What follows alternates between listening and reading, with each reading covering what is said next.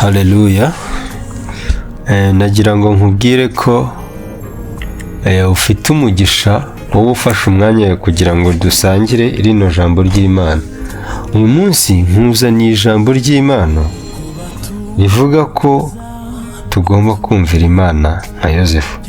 Reka dusome muri Matayo igice cya mbere umurongo wa 18. Aravuga ngo kuvuka kwa Yesu kwagenze gutya: nyina Mariya yari yarasabwe na Yozefu, ariko yari ataramurongora, babona afite inda y'Umwuka Wera. Umugabo we Yozefu, kuko yari umukiranutsi kandi adashaka kumukoza isoni ku mugaragaro, yigira inama yo kumubenga rwihishwa. Akibitekereza, marayika w'Umwami Imana amubonekera mu nzozi ati: Yozefu mwene Dawidi, witinya kurongora umugeni wawe Mariya, kuko imbuto imurimo ari iy'Umwuka Wera. Azabyara umuhungu, uzamwite Yesu, kuko ari we uzakiza abantu b'ibyaha byabo. Nuko ibyo byose byabereyeho kugira ngo ibyo Umwami Imana yavugiye mu kanwa k'umuhanuzi bisohore, ngo dore umwari azasama inda kandi azabyara umuhungu, azamwita Emanuweli. Yozefu akangutse abigenza uko marayika w'Umwami Imana yamutegetse, arongora umugeni we, ariko ntibaryamana. Arenda ageze igihe yabyariye umuhungu, amwita Yesu. Yesu nashimwe. Ndashaka kuvuga ko tugomba kumvira Imana. Tugomba kumvira Imana uko byagenda kose. Tugomba kumvira iki? Imana. Ejo twaganiye uburyo marayika yaje akavugana na Mariya. Nubwo yari yarasabwe na Yozefu, yavuganye na Mariya atagiye no kubanza kubaza Yozefu. Yamubwire ko Imana iriyubashye, Imana irakomeye cyane, ku rwego rw'uko ibyo igukeneye si ngombwa ngo ibanze guca kuri so. Ntabwo ari ngombwa ko ibanza guca kuri mama wawe cyangwa kuri sheri wawe. Oya. Ntabwo Imana ijya yaka uburenganzira bw'ibyo ushaka gukora. Hanyuma Imana ijya kureba Mariya, ntabwo yabanje guca kwa Yozefu ngo ikomange ngo imubwire ngo sinya hano, ngo usinyire uru rwandiko ndushyire Mariya. Yaragiye ivugana na Mariya bonyine, ngo hanyuma bagiye kubona ngo babona Mariya ngo afite inda, kandi ibyo by'inda, inda ya Mariya ntago yari itandukanye n'izindi ku buryo bavuga ngo ni iy'Umwuka Wera, nayo yari iri imbere nk'izindi. Ibyo rero abantu bamubonye babonye nyine ko yasambanye. Ntabyo nyine byo kuvuga ngo afite inda y'Umwuka Wera, ibyo ntago bari bashinzwe kubimenya. Ngo Yozefu nawe rero abibonye aravuga ngo nta kundi nyine Mariya yarampemukiye, ariko kuko yari umukiranutsi ngo adashaka kumukoza isoni, ngo yigira inama yo kumubenga rwihishwa. Ikintu ushaka kukubwira rero ni uko Imana ibyo bintu yatangije ifite uko izabisoza. Niba ariyo mwabitangiranye izabirangiza.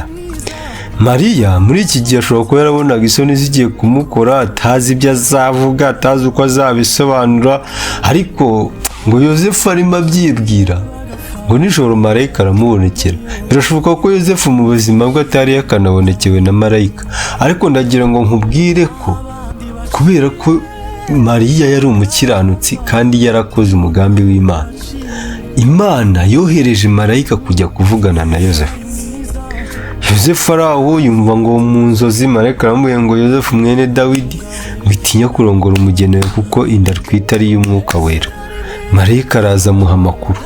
Amaze kumuha amakuru, Yozefu ntago yazanyemo ibintu byo kubyimbya umutwe ngo avuge ngo ibintu Imana inkoreye nayo ngiye Imana ngo usange ngo ari kuyihirikiraho ibisinde.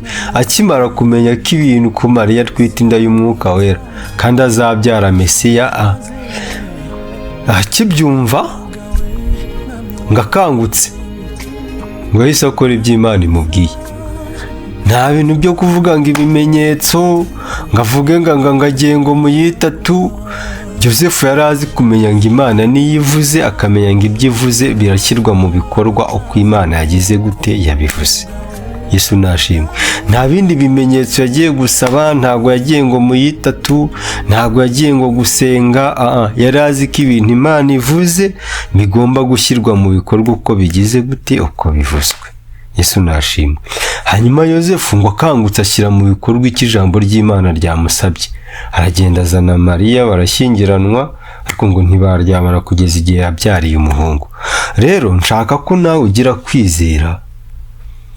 Icya mbere ndashaka kuguhumuriza, Mariya nubwo yemeye gufata risike, yemeye kugira ngo ubushake bw'Imana bumusohoreho, asohoze ubushake bw'Imana.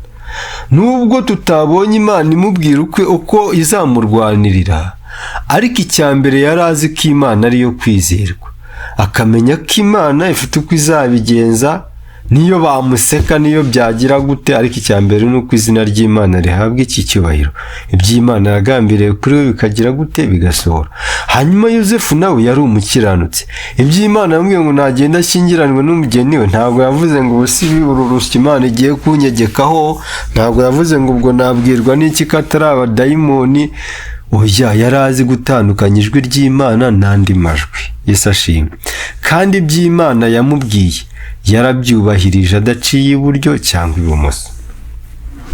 Nifuza ko rero